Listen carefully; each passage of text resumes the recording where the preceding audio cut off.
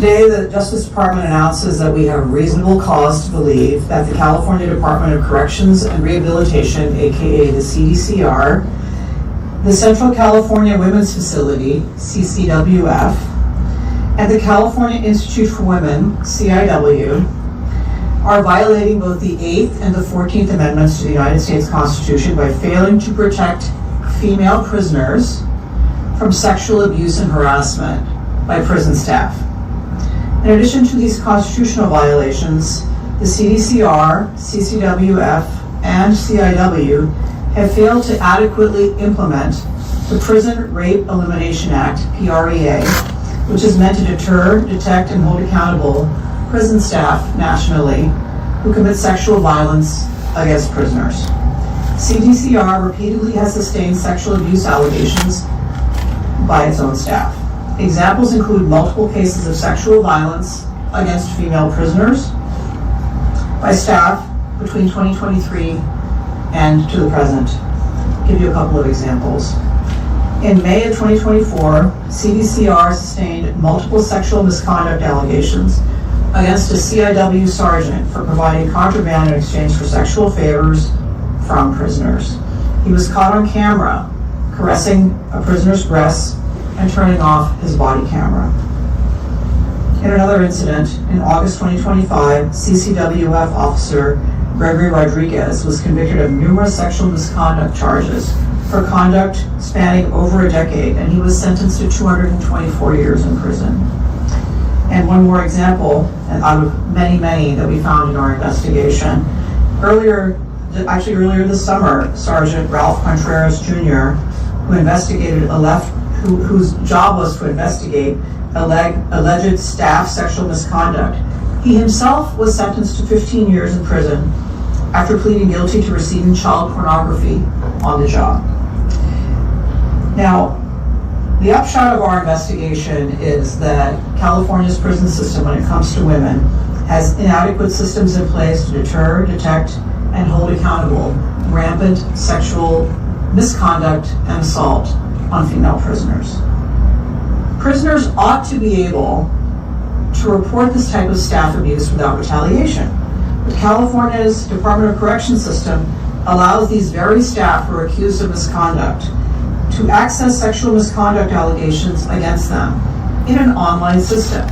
Prisoners are fully aware of this gap in confidentiality, and this serves as a deterrent from women reporting this misconduct. CDCR has allowed staff who have already had sustained allegations of sexual misconduct to retire with accrued benefits or to resign without any sanction.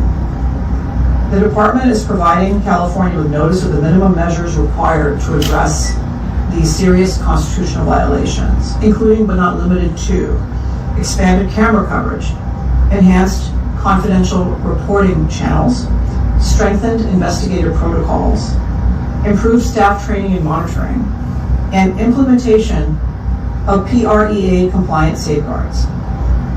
We look forward to working with, hopefully, cooperatively, California to ensure that the state remedies these violations.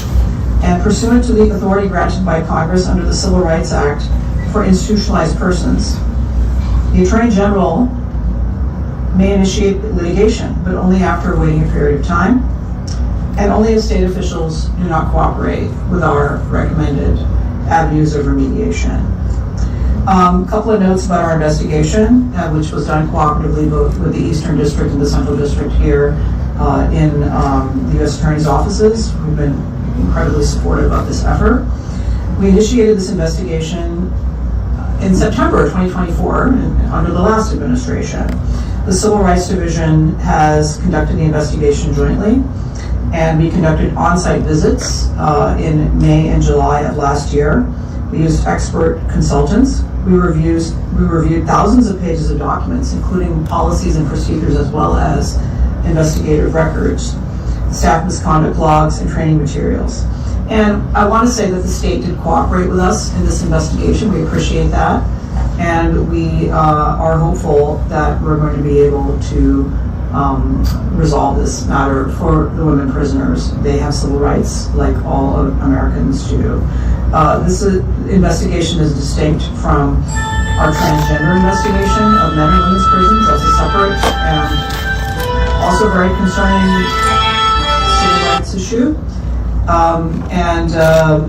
This is an ongoing problem. So with that, I'm going to yield to my colleague, Bill Essayli, who will share some additional remarks, and we're happy to answer questions. Thank you. Thank you, Harmeet. Good morning. We're here this morning because the United States Department of Justice has found that the state of California has violated the Constitution by failing to protect female prisoners from sexual abuse from staff. The findings in this report, which will be made public later today, it's a very substantive, detailed report, has the findings and also the requested remedial actions. The findings in this report are unacceptable, they're unconscionable, and should serve as a turning point in California's failed state prison system and the way they handle these types of allegations. As you heard from our Assistant Attorney General for Civil Rights, Harmeet Dhillon, our investigators uncovered a long-standing pattern of sustained staff sexual misconduct, inadequate safeguards, failures in confidential reporting, improper investigative practices, and insufficient accountability measures. The department concluded that these systematic deficiencies violate prisoners' rights under the 8th and 14th Amendments of our Constitution. Further, CDCR, CCWF, and CIW failed to adequately and effectively implement the Prison Rape Elimination Act, which was passed by Congress. These facts, like I said, are unacceptable and are intolerable. California owes a legal and moral duty to safeguard prisoners in their custody. This state must confront the persistent failure of its own employees to prevent and address future sexual abuse at these facilities. As Harmeet said, we look forward to hopefully working cooperatively with the state of California and its prison system to remedy these alleged violations. If state officials do not address these concerns to our satisfaction within 49 days, we will initiate litigation under the Civil Rights of Institutionalized Persons Act. And with that, open it up to questions. Okay. Go into a little more detail about what the remediation measures are going to be recommended.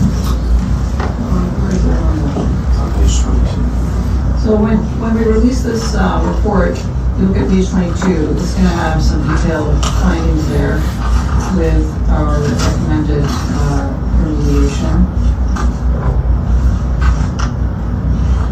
It will be in the report, but for the most part, there's going to be a list of recommended actions. We want them to change their policies and practices. And most importantly, we're going to want monitors or some sort of monitors in place to ensure they're actually complying with the conditions. But again, look, they have been, from my understanding, they've been cooperating in this, so hopefully they'll want to get this right too. So we expect that they'll want to do it the right way. Yeah, I would say actually it's page 28. There are 11 recommended measures. They, ensure that prisoners receive accurate and complete information on how to access confidential reporting platforms, protect the victims of this sexual abuse during the process of their reporting and investigation, ensure an investigative process that is designed and implemented in a way that minimizes and mitigates the risk of compromise and encourages trust. Ensure that all staff are, including supervisors, investigators, and non-custody staff, have digital audio and video capability on and operating when they interact with prisoners, and passive recording capability that protects the prisoners from this type of exploitation. Conducting an inventory of abandoned, dilapidated, or out-of-use structures, secure any buildings that pose a threat to institutional security, or provide opportunities for off-camera sexual assault, and so forth. So these are very detailed findings. This is a result of a multi-year investigation over 2 administrations, and I don't think, there's really any doubt when we look at the depth of depravity that we've seen here. California needs to stop this, and American prisoners have rights, and we intend to enforce those. So hopefully litigation will not be necessary. Historically, California has cooperated with these types of investigations and implemented remediation, and so I hope that happens in this case as well. And the prisoners under California's custody and care serve their time without having additional unconstitutional penalties extracted from them by prison staff on the job for California. We got a question from online. It said, you said this is distinct from the separate investigation into men and women's prisons investigation. Can you give us any update on the progress of that investigation? And is the state likewise cooperating? Look, the state has a different philosophical viewpoint about that issue. California is not the only state that we are investigating for rapes that are occurring of women prisoners by males posing as women in the prison. So I would say there's a different policy outlook by California on that. I don't think that should be a surprise to anybody, but it's equally a sexual assault when a woman is assaulted because she's housed with a male prisoner. And so that is taken very seriously by the DOJ, and we're wrapping up that in short order. You may hear from me again about that, and Bill as well, because California is, I think, the largest number of females who are affected by this phenomenon of men suddenly identifying as women for purposes of getting quote-unquote better treatment in the female prisons. I know that you said that some of the examples, people are already serving time. Is anything that you found in your investigation leading to criminal proceedings against certain staff members right now? Bill?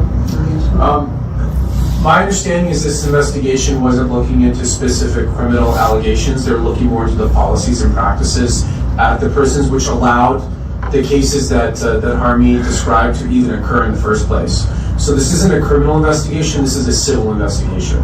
Of course, anytime we learn of evidence where federal laws are violated, we have a process to investigate those, but that's not the purpose of this investigation. Yeah, and I would add that I hope that as a result of implementing our recommended remedial measures here, California actually will be doing further investigations and punishing this type of abuse. And generally speaking, the pattern that we see is corrections officers who they're repeat offenders. So there's quite a bit of that going on, and this is what we see as a pattern in law enforcement investigations generally, is like there's a few bad apples and they commit a lot of crimes. So. Do you have a number of how many women reported this abuse? I mean, we're only looking at a window of 3 years, so I don't think I can give you an accurate picture on that. There may be others who can answer that question. That might be in the report that we release today, all the specific figures in there. And we could try to follow up to see if we have that answer. I understand a prison in Chino is a part of that investigation. Are there any other Southern California locations we should know about? I think Chino was the primary prison of the scope of the investigation. I'm not aware of getting a head nod, so Chino is the primary one that we looked at. Okay. Yeah. Anyone else? Anyone else? Thank you.